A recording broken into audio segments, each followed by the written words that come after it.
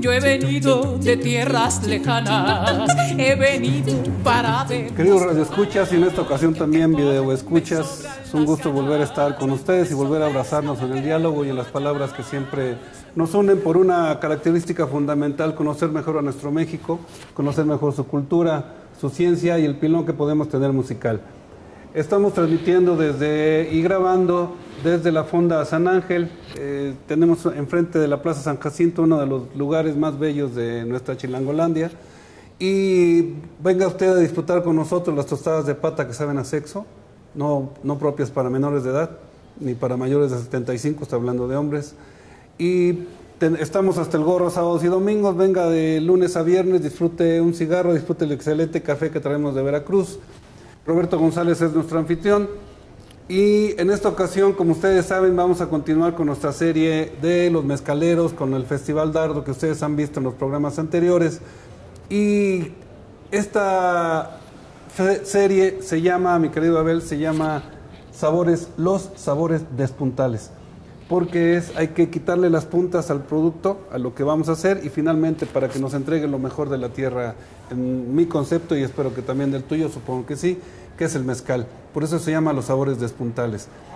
Vamos a volver vamos a hacer esta inmersión de lo que es nuestro país. Con mucho gusto les voy a presentar a nuestro personaje para entrevistar en este programa. Siempre es nuestra característica de ahora el que se pueda presentar nuestro invitado. ¿Te puedes presentar, por favor, Abel? ¿Quién eres? ¿Qué hijos de Arnaiz haces aquí en el planeta? Pues soy Abel Alcántara Hidalgo, nacido en Guanajuato y criado ya como chilango. ¿Mero Guanajuato? Mero Guanajuato y criado como chilango en el Distrito Federal.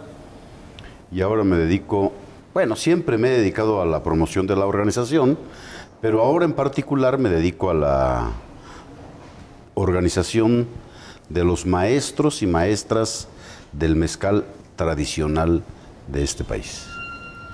Hay una cosa importante que a mí me mueve mucho porque mi abuela es nacida en Guanajuato. Yo toda mi niñez, igual que tú, la vi en San Luis Potosí. Y mi abuela ella es de Dolores Hidalgo, y siempre hay una liga que tenemos en lo que es el Bajío, lo que se puede conocer como el Bajío. Pero hay otra región que también nos llama mucho, que es la famosa Huasteca, que es la diferenciación que había geográfica de entonces. Y eso es precisamente de lo que vamos a hablar. Me decías que estabas como tú expresaste, como proceso productivo, como colectivización. ¿Qué es lo que a ti te lleva a meterte a la mera mata de la producción del mezcal? El maguey y el mezcal y se están convirtiendo cada vez más de manera patente en un símbolo del país. Lo era el tequila por las películas del cine de oro mexicano, pero como dice la canción, de tequila su mezcal y de Tecalitlán los sones. Entonces, el tequila es un mezcal de la región de Tequila, Jalisco. Y así tenemos un número importante de magueyes y por lo tanto de mezcales en todo el país con distintos nombres. Bacanora, Sotol, que es primo hermano del mezcal, Comiteco en Chiapas, Raicilla, Tusca, Cebadilla, en fin, el mezcal se enmascara en distintos nombres y es de alguna manera uno de los símbolos más importantes de este país. No hay país importante en este mundo que no se precie de tener una bebida alcohólica. Los rusos no los podemos diferenciar de su vodka, a los franceses no los podemos hacer a un lado de su coñac, o a los escoceses e irlandeses no los podemos ver sin su whisky, y a nosotros de ninguna manera nos podemos presentar si no es a través de nuestra principal bebida, que es el mezcal, con distintas denominaciones. Bueno, el mezcal es una de las bebidas más viejas de este mundo, de los destilados más viejos de este mundo. Y somos, como decía Roberto, pues un país muy joven, mejor dicho, somos unos niños frente a los escoceses que empezaron a producir su whisky en 1500 y los franceses que lo empezaron a hacer, que será 1700, ayudados por los escoceses, porque realmente quien sabía destilar eran irlandeses y escoceses, por eso los nombres de los principales coñacs son de personajes de origen escocés e irlandés. Y así el mezcal tiene, ¿qué será? 1550, 1560, es uno de los destilados más viejos de este mundo en una nación muy joven que tiene 2 años. Ellos van a tener 25, 30, en realidad no lo sabemos de cierto,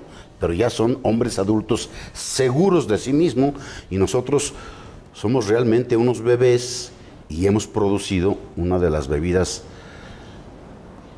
más ricas de este mundo, y me refiero a los aromas y a los sabores, también una de las bebidas más complejas de este mundo, de tal manera que es, sin lugar a dudas, uno de los símbolos de este país. El mezcal, presente en 24 estados de la República, elaborado desde más de 450 años, con una presencia de magueyes pues apabullante, porque de North Dakota a Paraguay tenemos 273 tipos de agaves.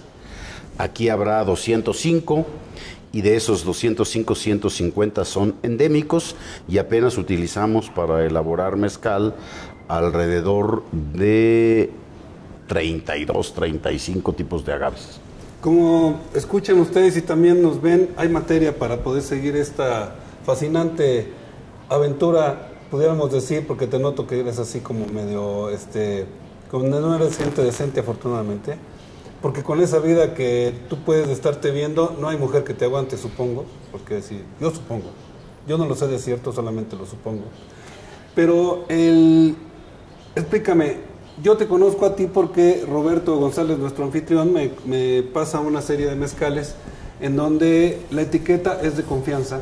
Es de confianza porque solamente dice Maestros del Mezcal y tienes identificada con una letra manuscrita preciosa, por cierto. Nada más el tipo de maguey del que es, me sorprendió el sabor. Ahora, te explico por qué lo del sabor despuntal, esto que te decía. No sé, en Guanajuato, ahorita primera vez tú me lo dirás, nuestra niñez en San Luis era que a la salida del colegio, de la escuela, había un señor con una carretilla de madera, con el quiote, y con un cerrote lo cortaba, si era del angosto o del grueso, y le poníamos chile con sal y era nuestra delicia. Lo comíamos, nos entregaba el sabor y nosotros ya escupíamos el bagazo. O sea, ese sabor lo tengo integrado yo de niñez, de la niñez. ¿Cómo es que tú logras integrar una botella, como te decía, de confianza que dice Maestros del Mezcal? Esto, yo veo nada más el nombre que tiene y me sorprende el sabor. ¿Cómo es ese proceso en el que estás tú metido? Hace 20 años recuperé la relación con el mezcal. Digo recuperé porque ya en Guanajuato mi abuelo Tiburcio Hidalgo era productor y fundamentalmente comercializador de mezcal. Mi abuelo y mi tío fueron los dirigentes de la guerrilla cristera, y gracias a ello pues fueron perseguidos y en un momento determinado también presionados, y se dedicaron, mi abuelo sobre todo al comercio, y vendía mezcal salmiana, de ese que se producía en Jaral de Berrio, se sigue produciendo ahora muy poco. El límite con San Luis. El límite con San Luis, Jaral de Berrio, una hacienda, ese era Preciosa. ese era mezcal de hacienda.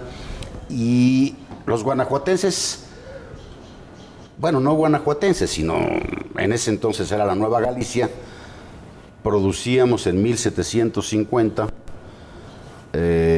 la mayor parte del mezcal que se consumía en los centros mineros, en las minas de este país.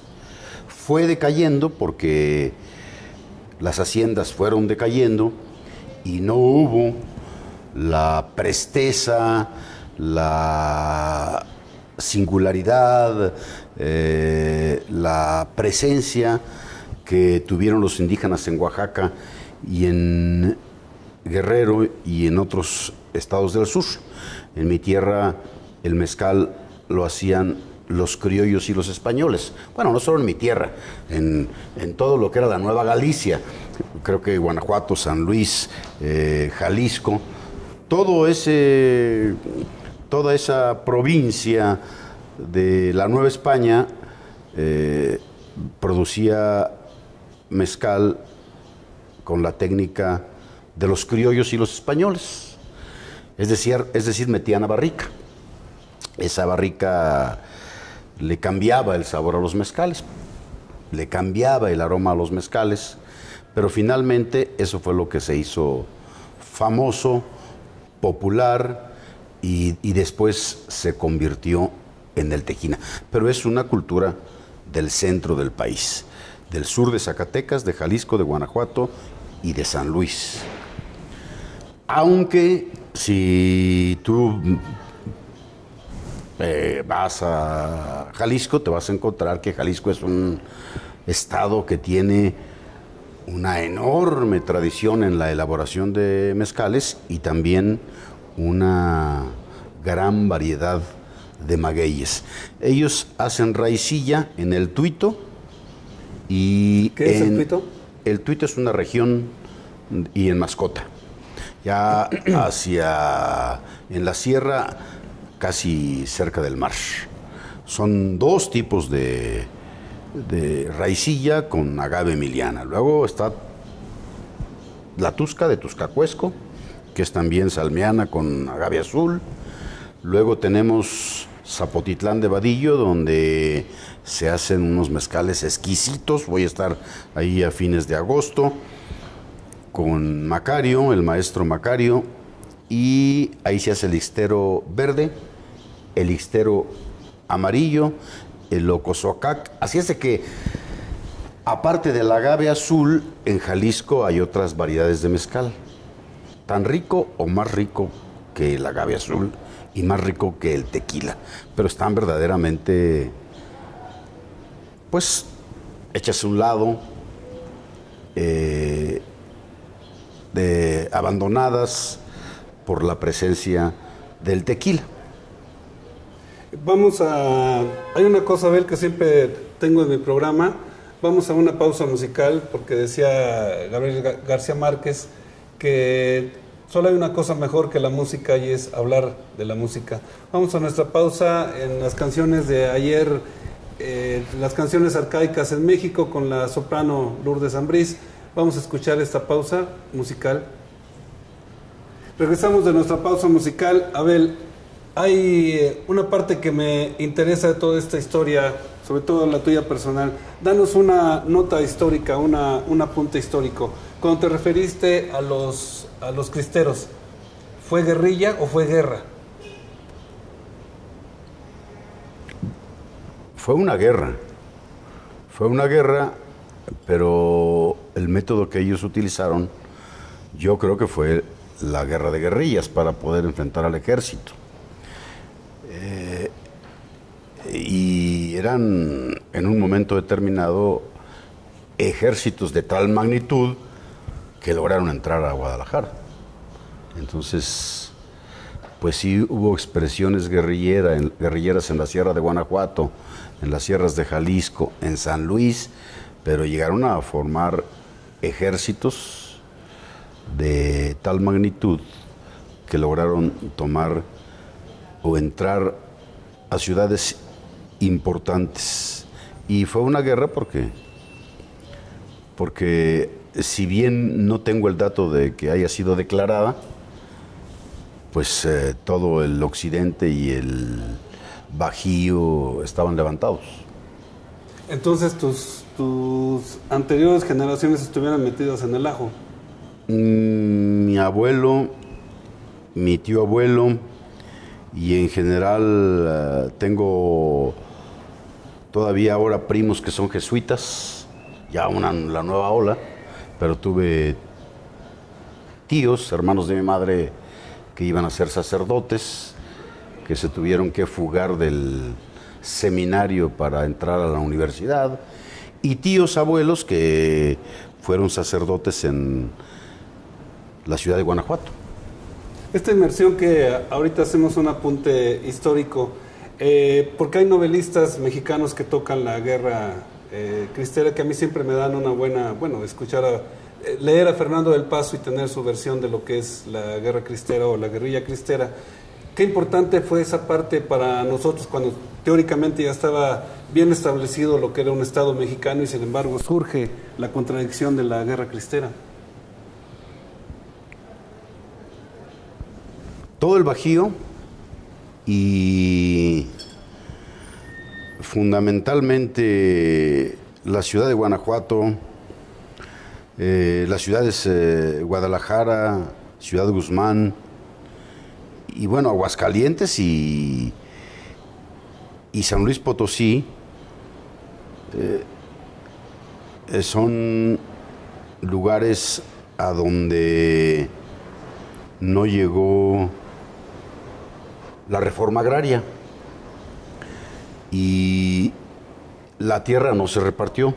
En Guanajuato hay un lugar a un lado de Celaya donde están las 7 luminarias, donde hubo un reparto más o menos claro, abierto de la tierra a los campesinos. Por cierto, es una tierra muy feraz. ¿Qué son las 7 luminarias? ¿El nombre de una región? Es el nombre de una región de Guanajuato a un lado de Celaya. Son 7 volcanes. Y en los demás, la tierra no se repartió.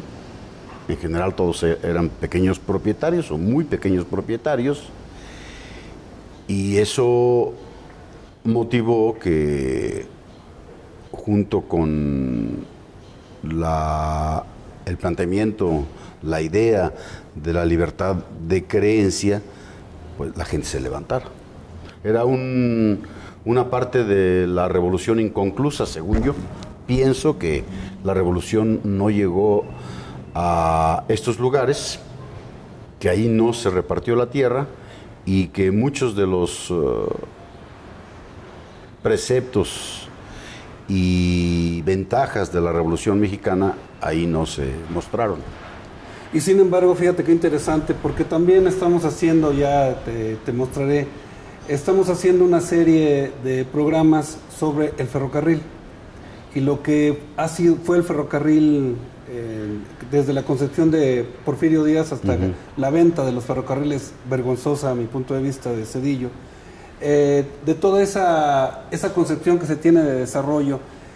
Yo soy hijo, sin embargo, de lo que estás diciendo, de 2 instituciones que finalmente creo que fue lo que mejor le salió al Priato, a esa concepción de Estado mexicano, que es Ferrocarriles Nacionales. Mi padre, yo soy hijo y nieto de ferrocarrileros, y estudié en la Universidad Nacional Autónoma de México. Y eso es, pero con esta incongruencia, este corte histórico que estás diciendo, porque también eso se refleja en la producción del mezcal.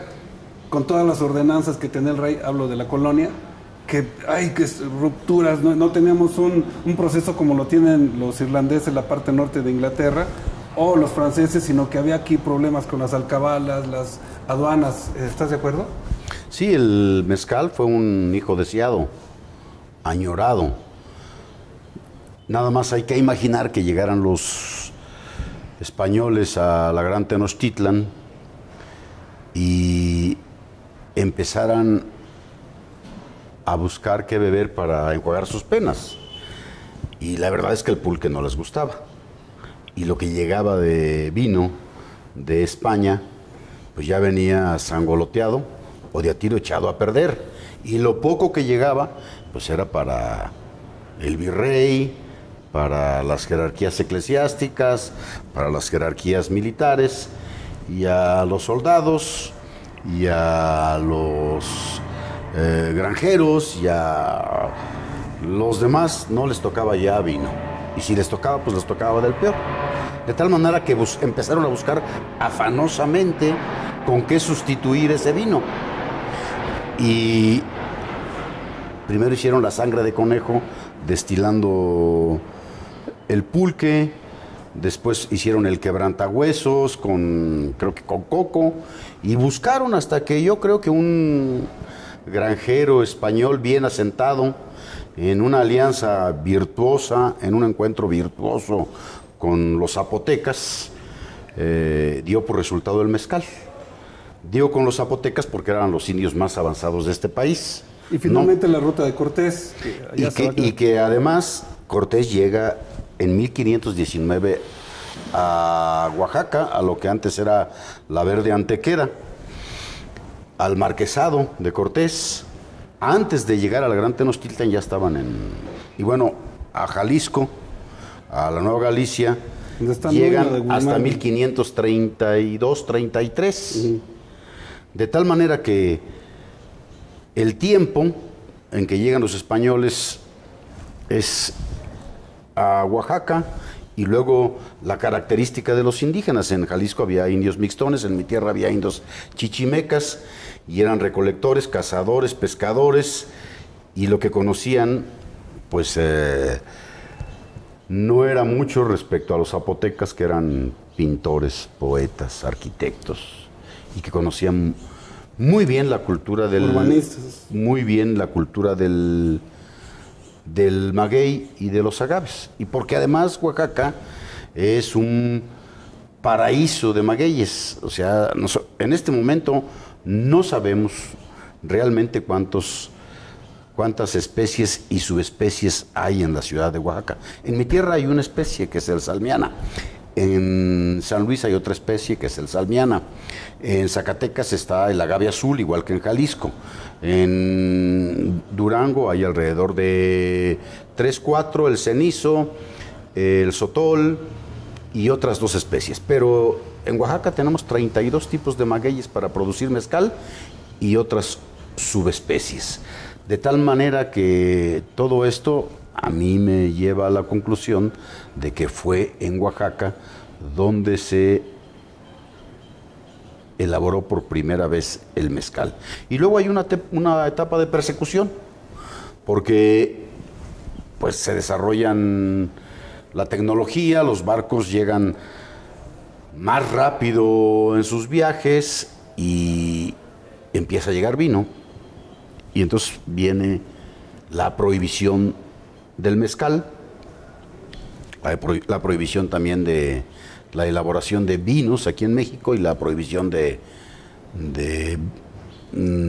aceitunas, de aceite de oliva, y ahí empieza una persecución contra el mezcal. Y después viene otra etapa, que es la etapa de la discriminación. El mezcal es perseguido, es acosado, y la gente se va a los arroyos. Por eso las pequeñas fabriquitas que tienen nombres distintos en los estados, en Guerrero se llaman vinatas, en Oaxaca se llaman palenques, en mi tierra y en Jalisco se llaman tabernas, en el norte se llaman alambiques, en algunos lugares se llaman fábricas. Se fueron a los arroyos y se les llamó tabernas o vinatas arroyeras, y se empezaron a construir en esa persecución con barro y materiales de la región, porque un alambique de cobre en ese entonces pues, era muy valioso y solamente estaba en poder de los criollos y de los españoles.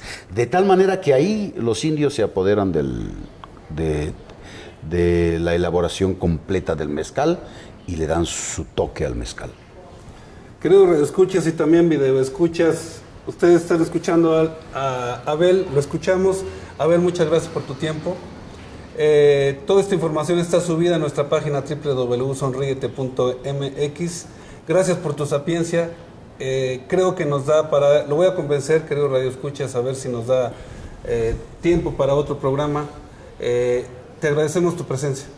No, gracias a ti. Gracias a Roberto y gracias a los radioescuchas y con todo gusto, la próxima vez ahí estoy puesto. Nos escuchamos, nos abrazamos auditivamente la próxima. Gracias.